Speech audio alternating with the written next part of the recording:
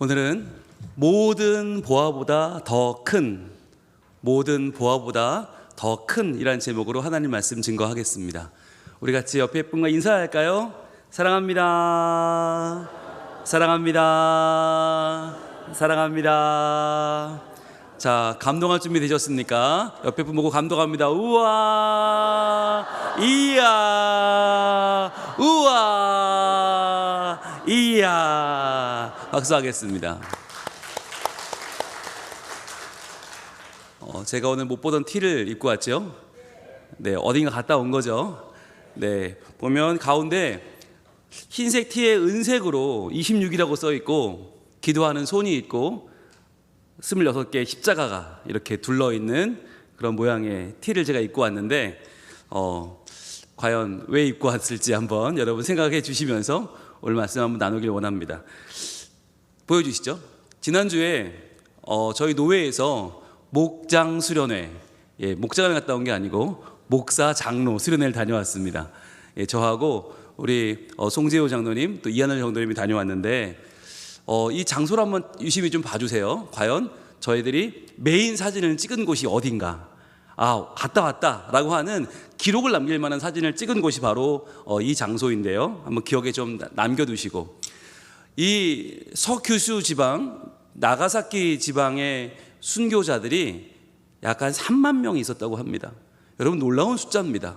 3만 명이 순교하려면 몇 명이 믿어야 됩니까? 그러니까 일본이 500년 전에 복음이 전파됐는데 우리나라 임진왜란 일어나기 전이죠. 그때 믿음이 들어갔는데 어마어마한 신자들이 저 나가사키 지방에 있었다는 거예요.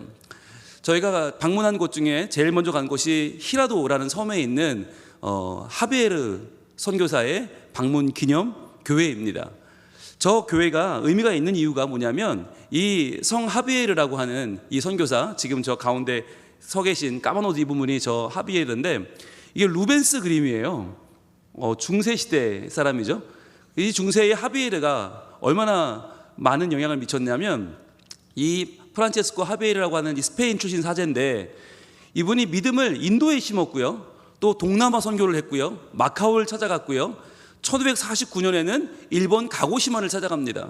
그래서 처음으로 일본의 복음을 전하고 나가사키의 히라도 섬에 방문해서 교회를 세운 아주 훌륭한 선교사인데, 물론 종교개혁 이전이니까 이분은 신부죠. 이 선교사가 선교를 했던 기록을 루벤스가 기록했는데, 여러분 이 그림에 아주 중요한 점이 있어요. 가운데 보시면 이분이 멕시코 사람이에요. 모자가 멕시코 모자를 쓰고 있어요. 그 당시 중세에는 소개되지 않았던 하비에르가 멕시코 사람도 전도했다. 그리고 그 옆에 보시면 아주 의미 있는 그림인데 잘 보이시나요? 한국 사람입니다. 우리나라 한복을 입은 사람이 있어요. 그래서 이 한복을 입고 그런데 숨겨져 있죠. 아직까지는 멕시코나 한국은 숨겨져 있는데 드러나 있는 사람이 있어요. 바로 이 사람이죠. 일본 사람입니다. 일본 사람이 지금 죽음에서 막 부활하고 있는 모습으로 등장을 합니다. 그러니까 하비에르가 일본의 선교를 얼마나 많이 했고 얼마나 많은 사람들이 하비에르를 통해서 하나님을 믿게 되었는지가 이 그림을 통해서도 소개가 되는 거죠. 자, 그런데 그 어마어마한 믿음을 꺾어버린 자가 있었으니 바로 우리가 잘 알고 있는 토요토미 히데요시입니다. 이 임진왜란을 일으킨 장본인이죠. 이 다이묘 지배자였던 이 토요토미 히데요시가 그 당시에 기독교, 천주교죠. 그 당시에는 이 천주교를 압박하기 시작하는데 왜 그랬냐면 기독교는 기본적으로 첩을 두는 걸 반대해요. 첩을 못 두게 해요. 근데 이 당시는 일본은 첩을 많이 두었었거든요. 그걸 못 두게 하고 그 동성연애를 못하게 한 거예요. 근데 이 당시에는 동성연애가 뭐 만해가던 때니까 이들을 가만두었다가는 우리 정권의 위해가 되겠다 싶어서 토요토미 히데요시가 그들을 잡아서 죽이기 시작하는데 어떻게 죽였냐? 이 순교자를 기념하는 교회에 가보면 스테인드 글라스에 그 당시에 사람을 죽이는 장면들이 기록되어 있는데 보면 불에 태워 죽이는 가장 흔하던 장면이고요. 그런가 하면 이것도 불도 아까우면 물에 빠뜨려 죽이는 거예요. 여기 보시면 배에 탄 아이 중에 아주 어린 아이도 있어요. 어린 아이도 다 죽이는 거예요. 그런가 하면 일본의 나가사키 지방에 가시면 지옥 온젠이라고 온천인데 정말 뜨거운 팔팔 끓는 온천이 있어요. 거기에 사람들을 집어넣어서 거기서 사람을 죽이기도 했다라고 하는 기록이 선명하게 남아 있습니다. 자, 그런데 이렇게 죽여도 끝도 없는 거예요. 아무리 죽여도 여러분 기독교는 죽이면 죽일수록 더 꽃이 피는 종교 아닙니까? 그래서 안 되니까 어떻게 방법을 쓰냐면 엔도 슈차쿠라고 하는 사람이 쓴 침묵이라는 원작으로 소설을 만든 영화가 사일런스라는 이 영화인데, 선교사들을 배교시키자. 그래서 선교사들이 믿음을 버리면 아마 기독교인들이 줄어들 거다라고 생각을 한 거예요. 그래서 어떻게 했냐면 신자들을 저렇게 바닷가에 십자가에 매달아 놓습니다. 그러면 어떻게 되냐면 바다에서 풍랑이 치면 그 풍랑이 사람을 때리고, 그리고 풍랑이 빠져나가면 그 살이 말라붙기 시작해요. 그러면 정말 사람이 건어물이 되어 죽는 거예요. 바닷물과 드러나는 밀물과 썰물로 사람이 죽는데 너무너무 잔인하게 죽어요. 이렇게 하면서 선교사들에게 뭘 시키냐, 후미에라고 하는 저 예수님 상, 성모와 예수님이 있는 그 상을 밟도록 하는 거예요. 이거 밟으면 저도 살려주겠다, 이런 식으로 해서 선교사들을 배교시키는 그러한 일들을 했다는 거죠. 자, 그런데 그렇게 해도 배교를 안 하는 거예요. 그렇게 해도 하나님을 섬기니까 토요토미 히데요시가 한 가지 특단의 조치를 씁니다. 그것이 바로 나가사키에서 벌어진 26인의 순교 사건이에요. 26명이 한꺼번에 순교하는 사건이 벌어지는데, 자, 이 일은 그냥 죽여서는 안 되니까 어떻게 했냐. 자, 보세요. 저 중앙에 교토가 그 당시 수도인데 저기서부터 나가사키까지 일본의 절반을 사람들을 끌고 옵니다.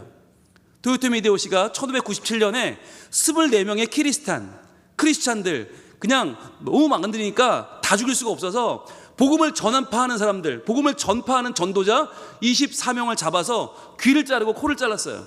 그리고 처참한 모습으로 교토에서 당시 성지로 불리던 나가사키까지 약 1000km를, 그 당시에는 돌고 1000km를 석 달에 걸쳐 끌고 옵니다. 그러면서 봐라, 예수 믿으면 이렇게 된다라는 걸 보여준 거예요.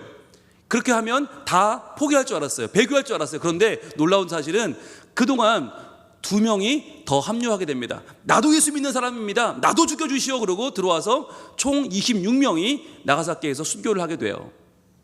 이 사건이 얼마나 그 당시 대단한 사건이었는지 그 당시에 기록이 이렇게 보면 정말 많은 사람들이, 정말 나가사키의 모든 사람들이 와서 그 자리에서 그 죽음을 애도하고 그 죽음을 슬퍼했다는 기록이 남아있을 정도로 이것이 바로 나가사키 26인 순교자 기념비입니다. 예, 제가 찍은 사진입니다. 얼마나 가슴이 벅차는지 몰라요. 저 26명의 사람들, 그런데 키가 다르죠? 키가 달라요. 어른도 있고 아이도 있습니다. 이 자리에 저희가 참 경건한 마음으로 많은 목사님들과 장로님들이 여기서 찬양을 부르고 기도를 했습니다. 저희들 인증샷 찍었을까요? 안 찍었을까요? 네, 인증샷은 찍어야죠. 그래서 찍었습니다. 찍고 그때 이하늘 장로님이 저한테 이 티를 사주셨어요. 사주시면서 목사님, 이러한 마음으로 살아주십시오 라는 마음으로 저는 이해했는데, 이 자리가 어디냐면 멀리 이 항구가 보여요. 그러니까 외국의 배들이 들어오는 것이 보이는 자리에서 죽였어요. 왜? 일부러 절대로 이제 서양 문물은 안 된다, 절대로 이제 예수 믿으면 안 된다고 보여주려고 배들이 들어오는 자리에서 사람을 죽인 거예요. 근데 저기가 높은 언덕이다 보니까 거기로 올라가는 길이 상당히 가파릅니다. 그런데 그 길로 26명의 크리스찬들이 포승줄에 묶여서 올라왔을 거 아니에요. 그 자리가 지금도 있어요. 그래서 지금 저희 일행도 133명이 이 자리를 올라가면서 똑같은 마음으로 올라갔습니다. 아, 그때 어떤 마음이었을까? 죽으러 가는 마음. 그런데 우리는 안타까웠을 것 같은데 그들은요, 안타깝지 않고 도리어 그 자리를 기뻐하면서 예수를 위해 죽는 그 자리가 그들의 영광의 자리, 골고다 언덕이 된 것입니다. 이 26인 순교자 기념비에 보면 26명 중에 6명은 신부였어요. 외국인 신부가 6명 있었습니다. 그래서 가운데 있는 저분은 누구냐면 성 마르키노 데 아순시온이라는 분인데 30살 스페인의 신부였어요. 근데 이분이 어떻게 죽었냐면 이들이 죽을 때 창으로 옆구리를 찔러서 관통해 죽었거든요. 십자가에 매달아 놓고 창으로 옆구리를 찔러 관통해 죽였는데, 그때 이분이 외치기를, 주님, 저의 영혼을 주님께 맡기겠습니다 라고 죽었어요. 마치 예수님이 돌아가실 때처럼 똑같이 죽은 것이죠. 그런 게 신부도 있었고, 또 어떤 사람은, 이 사람은 누구냐면 성 레오 카라수마루라는 분인데 48세, 이 당시에는 꽤 나이가 많은 거예요. 48세는 이분은 원래 불교 승려였다고 해요. 그런데 성경을 읽고 믿음을 받아들이고 개종을 했어요. 그래서 내가 참 진리이신 예수님을 위하여 살겠다라고 개종하고 순교를 당한 사람도 있었어요. 이분은 반수도자죠. 그런가 하면 이런 분도 있어요. 이 오른쪽 끝에 계신 이분은 누구냐면 성 코스마 타케아라는 분인데 38살에 칼 만드는 장인이에요. 그러니까 이분은 소시민이에요. 그냥 평생 칼만 만들었어요. 그런데 이분이 복음을 전해 듣고 내가 예수를 위해 살겠다라고 결단을 한 거예요. 그렇게 해서 이분이 여기까지 끌려와서 죽임을 당했던 것입니다. 그런가 하면 이런 어른들만 있었던 게 아니고요. 자, 여기 있는 이 소년은 누구냐? 청년입니다. 성 요한 고토라고 하는 청년인데 19살입니다. 근데 이 당시에 어떻게든 배교를 시켜야 되니까 이 토요토미 히데요시가 가족들을 다 불렀어요. 가족들을 다 불러서 회유하게 한 거예요. 야, 안 믿으면 살려줄게, 안 믿으면 살려줄게. 그런데 이때 19살 요한 고토는 아버지도 하나님의 가르침을 믿으시고 게으르지 않게 하나님을 섬기시길 바랍니다 라고 하면서 자신의 묵주를 아버지에게 건네고 순교했습니다. 너무너무 놀라운 거죠. 죽음을 앞두고 이 19세 청년이 전혀 떨지 않은 거예요. 게다가 여러분 가운데 키가 좀 작은 두 명이 보이시죠? 그 가운데 한 명 조금 더 큰 사람은 누구냐? 16살짜리 청소년입니다. 성 안토니오라고 하는 중국인과 일본인의 혼혈이에요. 이 당시에도 혼혈은 굉장히 핍박받고 삶이 너무너무 어려웠어요. 그러나 그런 와중에 자기의 삶을 원망하지 않고 도리어 형장에서 한탄하는 양친을 달래고 순교했다고 합니다. 어머니, 아버지, 염려 마세요. 저는 하나님의 나라로 갑니다. 부모님도 하나님 믿고 은혜로운 삶을 살길 바랍니다. 13살이었어요. 13살. 중학교 1학년 나이에 이렇게 죽었다고 하는 것이죠. 그리고 그 옆에 가장 작은 아이가 보이시죠? 가장 작은 아이는 어린이입니다. 그 당시에 12살이었던 성 루피코 이바라키라고 하는 이 아이는 12살짜리 아이예요. 지금 우리 어린이 아이들과 나이예요. 똑같아요. 그런데 처음에는요, 너무 어리니까 안 잡아갔대요. 부모만 잡혀가고 풀어주려고 그랬어요. 그런데 이 아이가 자청해서 체포가 됩니다. 저도 잡아가시라고. 저도 예수님 믿는데 왜 전 안 잡아가냐고. 그래서 이 아이가 그 대열에 합류하게 된 거예요. 그래서 토요토미 히데요시가 야, 특별히 너한테만 기회를 준다. 너는 배교하면 살려준다. 안 죽인다 라고 회유를 했지만 그렇게 말했대요. 내 십자가는 어디 있나요? 참 유명한 말이에요. 이 죽음의 자리에 올라와서 이 아이가 처음 한 말은 그거였대요. 내 십자가는 어디 있나요? 우리 주님 날 위해 십자가 죽으셨는데 나도 십자가에서 죽는 그 영광을 누리게 되었는데 그 십자가, 내 십자가 어디 있나요? 저 어디가 죽으면 되나요? 라고 말했다는 거예요. 어떻게 이럴 수 있었을까? 그 옆자리에 성 바오로 이바라키라고 하는 분이 있는데 아버지입니다.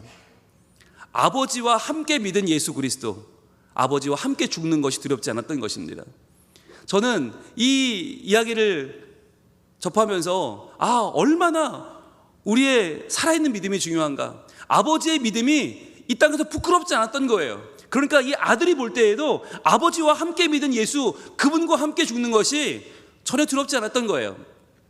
이 어린 성 루피코 이바라키가 남긴 또 한마디가 아주 유명한데요, 이렇게 말했다고 합니다. 같이 한번 읽어볼까요? 시작. 잠깐의 생명과 영원한 목숨을 바꿀 수는 없습니다 라고 했다는 거예요. 12살 아이가 어떻게 알았을까요? 12살의 생이 얼마나 그에게 귀중했을 텐데도 이것은 잠깐의 생명입니다. 그런데 하늘나라에서 사는 천국의 삶은 영원한 목숨인데 이것을 바꿀 수는 없습니다.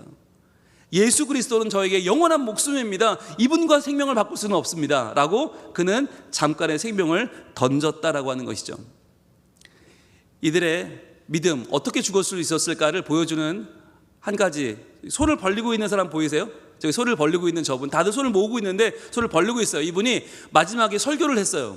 바로 33세의 성 바오로 미키라는 분인데, 이분은 신부는 아니었고 이분은 복음 전도자였는데 순교할 때 이렇게 그 자리에 모인 사람들에게 설교했다고 합니다. 우리 한번 같이 읽어볼까요? 시작. 나는 아무런 죄도 범하지 않았지만 단지 우리 주 예수 그리스도의 가르침을 전파했다는 이유로 죽는 것입니다. 나는 이러한 이유로 죽게 됨을 기쁘게 생각하며 우리 주님께서 나에게 내려주신 커다란 은총이라고 생각합니다. 이렇게 외쳤다는 거예요. 여러분, 이게 동의가 되세요? 이 앞까지는 동의가 되죠. 나는 아무 죄도 없지만 예수님 전에서 죽는 겁니다 까지는 동의가 되시죠. 그런데 그 다음에 우리는 어떻게 나올까요? 억울합니다. 난 죄가 없습니다. 왜 죽어야 되나요? 저 좀 살려주세요. 이래야 되는 거 아니에요? 그런데 나는 이렇게 죽게 된 것을 너무너무 기쁘게 생각하면서 우리 주님이 나에게 주신 커다란 은총이라고 생각합니다. 어떻게 이런 믿음을 가질 수 있죠? 이들이 믿었던 예수님은 내가 예수님을 믿어서 뭔가를 얻으려는 중간 단계가 아니었던 거예요. 내가 예수님을 믿어서 더 많이 부자되고, 예수님 믿어서 더 오래 살고, 예수님 믿어서 더 대우받는 뭔가를 얻기 위한 중간 단계가 아니라 이들에게 예수님은 모든 것이었어요. 이들에게 예수님은 가장 큰 상이었고, 이들에게 예수님은 인생의 전부였어요. 그분을 얻으면 다 된 거예요. 그러니까 12살이든 13살이든 19살이든 30살이든 지금 내가 죽는 것이 아쉽지 않았던 거예요. 저는 이것이 너무나 놀라웠어요. 과연 우리 그럴 수 있을까? 우리가 손가락질하는 일본, 우리가 저렇게 돈밖에 모른다고 저렇게 수전노라고 손가락질하는 일본에서 이러한 사람들이 26명이 한꺼번에 죽었는데, 저는 생각했어요. 과연 우리 교회 그럴 수 있을까? 여기에 지금 찾아온 목사님들, 장로님들, 우리 그럴 수 있을까? 라는 생각이 들었어요. 여러분, 이 자리, 이 순교 기념비 바로 옆에는 교회가 하나 서 있는데, 성 필립보 기념교회라는 교회인데, 보시면 위에 탑이 2개 서 있습니다. 가우디가 생각나지 않으십니까? 이것을 만든 이 건축가가 가우디를 이 일본에 소개한 사람이에요. 그런데 보시면 저기 뭐가 막 붙어 있어요. 탑에. 저게 보시면 뭐냐면 저게 도자기거든요. 깨진 도자기 조각을 모아온 거예요. 성한 게 하나도 없어요. 이 벽면을 보면 성한 게 하나도 없고 다 깨어진 거예요. 그런데 이 건축가가 저 깨어진 도자기를 왜 붙여놨을까? 저것이 바로 26명의 순교자가 걸어온 길, 그 길을 따라 걸은 거예요. 그러면서 그 경로인 교토에서 나가사키까지 그 약 1000km를 걸으면서 그 지역에서 깨어진 도자기와 유리 조각을 모은 거예요. 그걸 모아서 그걸 가져다가 저기에 붙여서 작품을 만든 것입니다. 왜 그랬을까요? 아마도 비록 순교자들의 생명은 깨어졌으나, 다 부셔졌지만, 그러나 이들의 믿음은 지금도 하나로 어우러져서 하나님 나라를 이루는 평화의 가치, 하나님 나라의 순교자의 놀라운 믿음을 지금 우리에게 보여주고 있다는 걸 알려주는 건 아닐까요? 저 벽면은 세계의 평화를 이루고 있는, 하나님 나라를 보여주고 있는 하나의 거대한 작품인 것입니다. 저는요, 이 순교지를 탐방하면서 오늘의 말씀이 떠올랐습니다. 바로 모세의 믿음을 신약시대의 히브리 사람들에게 알려주었던 귀한 말씀 같이 한번 읽어봅니다. 시작. 그리스도를 위하여 받는 수모를 애굽의 모든 보화보다 더 큰 재물로 여겼으니 이는 상 주심을 바라봄이라. 아멘. 여러분, 그리스도를 위하여 받는 수모가 왜 상이 되죠? 왜 재물이 되죠? 아니, 그리스도를 믿었으면 잘 돼야지. 예수 믿었으면 병도 낫고, 예수 믿었으면 돈도 많이 벌고, 예수 믿었으면 이 땅에서 높임 받아야지. 어떻게 수모를 당할 수 있죠? 예수 믿는 것 때문에 받는 그 수모를 어떻게 애굽의 모든 보화보다 더 큰 재물로 여길 수 있죠? 그것은 바로 모세가 그리스도를 상으로 바라봤기 때문이에요. 그리스도를 믿었으면 다 얻은 거예요. 여러분, 그리스도를 얻었으면 내 인생에 받을 수 있는 가장 큰 상을 이미 받았고, 그 상을 모세는 바라보면서 살았던 것입니다. 그렇기 때문에 그 그리스도가 애굽의 모든 보화보다 더 큰 재물로 여길 수 있었던 것입니다. 여러분, 우리는 얼마나 많은 보화들을 바라보고 살아갑니까? 예수님 믿어서 그 모든 보화를 다 누렸으면 좋겠다, 이런 마음인데요, 믿음이란 무엇입니까? 그리스도를 위하여 받는 모든 수모를 애굽의 모든 보화보다 더 큰 재물로 여기는 것입니다. 여러분, 우리가 애를 쓰면 모든 보화를 다 얻을 수 있나요? 이 땅에? 얻을 수 없어요. 그런데 이 땅에서 얻는 모든 재물보다, 모든 명예보다, 모든 가치보다 더 큰 재물이 뭐냐? 예수님이라는 거예요. 여러분, 저는 오늘 우리가 하나님 앞에서 예수님이 우리의 전부이십니다 라고 고백하길 원합니다. 많은 사람들이 예수를 믿는다고 하면서도, 신앙생활을 20년 30년 했으면서도 아직까지 예수님에게 마음이 없어요. 아직도 예수님을 믿어서 얻는 것들, 그 재물들이 더 커 보이고 예수님은 너무 작아 보이는 거예요. 그러나 저는 이 26인의 순교자들의 삶을 돌이켜보면서 이 티를 왜 사주셨겠어요? 장로님이 목사님 이렇게 사세요라고 하는 거 아니겠어요? 그 말은 곧 이렇게 죽으세요라는 뜻입니다. 여러분, 예수를 믿고 사는 것은 예수를 믿고 죽는 것입니다. 완전하게 사는 것은 완전하게 죽는 것입니다. 여러분, 우리가 같이 한번 믿음으로 외치기를 원합니다. 시작. 내가 누릴 가장 큰 상은 예수님이심을 믿습니다. 아멘. 저는 오늘 여러분 이걸 믿으시길 바라요. 이 땅에 그 어떠한 재물보다 더 큰 하나님의 상급은 예수님입니다. 예수님 외에 다른 것을 구하면 그 다른 것은요, 예수님 앞에 비교가 안 돼요. 허무한 삶을 사는 거예요. 여러분, 이제 예수님을 얻었잖아요. 예수님 믿었잖아요. 그럼 이제 우리는 실패가 없어요. 이제 우리는 성공한 줄로 믿습니다. 더 이상 낙담하지 마시고, 더 이상 울지 마시고, 더 이상 고통 가운데 계시지 마시고, 예수님을 믿었기 때문에 그 예수님의 기쁨 앞으로 나아오시길 바랍니다. 그래서 우리는요, 예수님으로 만족할 수 있어요. 여러분, 이게 신앙이에요. 신앙인들이 자꾸 예수님 믿는데 그 밖에 더 어떤 거, 그 밖에 더 어떤 거, 그거 말고 어떤 거를 찾아요. 그러다 보니까 신앙이 변질돼요. 그러다 보니까 세상 사람들과 다를 바가 없는 사람이 되어버리고 있지 않습니까? 이런 우리들에게 나가사키의 26인의 이 순교자들은 외치고 있습니다. 여러분, 예수님이 상이십니다. 여러분, 예수님으로 만족하세요. 예수님을 기쁘시게 하는 삶을 살아가는 일을 여러분 주저하지 마시기를 바랍니다. 여러분, 더 이상 우리는요, 날 위해 살지 않아요. 왜냐하면 예수님 만났잖아요. 이보다 더 큰 상은 없어요. 더 큰 기쁨은 없어요. 더 큰 만족은 없어요. 그렇다면 여러분, 이제 우리는 예수님을 기쁘시게 하는 삶이 무엇일까? 하나님이 기뻐하시는 삶이 무엇일까? 거기에 우리 삶을 내어드리는 우리 성민 가족들 되기를 축복합니다.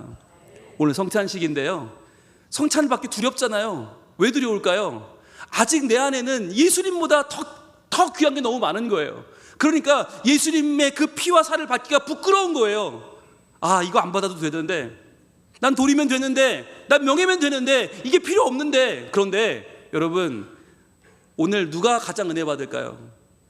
예수님으로 만족하는 사람, 예수님으로 내 삶의 완성이 되었다고 고백하는 사람, 예수님이면 충분하다고 말하는 사람은요, 오늘 이 성찬이 내 인생 가장 큰 기쁨이요 신앙의 고백이 될 줄 믿습니다. 아멘. 예수님만 의지하고 예수님만 고백하는 자에게 오늘 하나님은 찾아와 주실 것이고 우리를 만나 주실 줄로 믿습니다. 아멘.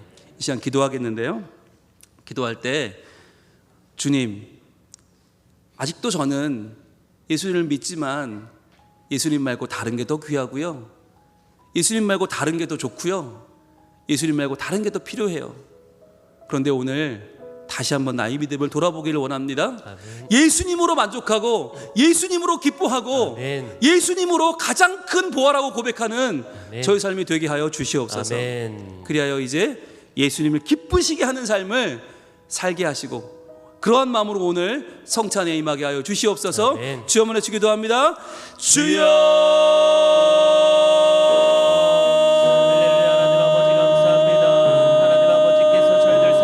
아버지 하나님, 오늘 우리의 마음 가운데 오직 예수님으로 만족하는 마음을 주시옵소서. 주님, 예수 믿으면 다 얻은 것인데, 예수 믿으면 나는 성공한 것인데, 예수 믿으면 나는 온전히 구원받은 것인데, 주님, 우리는 예수님으로 만족하지 못하고 다른 것들을 원하고 있지 않습니까? 다른 것들을 찾고 있지 않습니까? 주님, 예수님을 믿어 그 믿음 때문에 순교와 있던 그분들을 떠올리며 저희들 다시 한번 하나님 앞에 우리의 믿음을 올려드리기 원합니다. 다시 한번 예수님으로 만족하기 원합니다. 다시 한번 예수님으로 충만한 삶을 살기 원합니다. 예수님으로 충분한 삶을 살기 원합니다. 아버지 하나님, 우리에게 예수님 찾아와 주시고 예수님만 만족하는 삶이 되게 하시고 예수님만 붙들고 살아가는 저희들이 되게 하여 주시옵소서. 충만하게 역사하여 주시옵소서. 하나님, 우리는 예수님을 믿었습니다. 예수님을 믿습니다. 그럼에도 우리는 예수님 말고 다른 것들, 예수님 외에 다른 가치들을 더 귀하게 여기고 바라보고 있지는 않습니까? 예수 믿는데 왜 병이 안 낫나요? 예수 믿는데 왜 부자가 안 되나요? 예수 믿는데 나는 왜 이 모양인가요? 우리는 다른 것들에서 우리의 삶의 가치를 찾고 있지 않습니까? 하나님, 이 시간 저희들 예수 그리스도로 만족하게 하여 주시옵소서. 아멘. 예수 그리스도가 얼마나 귀한 분인지를 알게 하시고 애굽의 모든 부어보다 더 큰 재물로 여겼던 바로 그 우리의 가장 큰 상 예수님이 주시는 구원을 바라보게 하여 주시옵소서. 아멘. 그리하여 이제 주님을 만났으니 나를 위하여 살 수 없게 된 우리가 이 시간 주님으로 우리의 삶을 채워가기를 원합니다. 주님을 기쁘시게 하는 삶 살기를 원합니다. 주여, 우리를 통하여 영광을 받아주시고 우리가 주님을 위하여 살고 주님 위하여 죽는 하나님의 온전한 백성으로 살게 하여 주시옵소서. 예수님 이름으로 기도합니다. 아멘.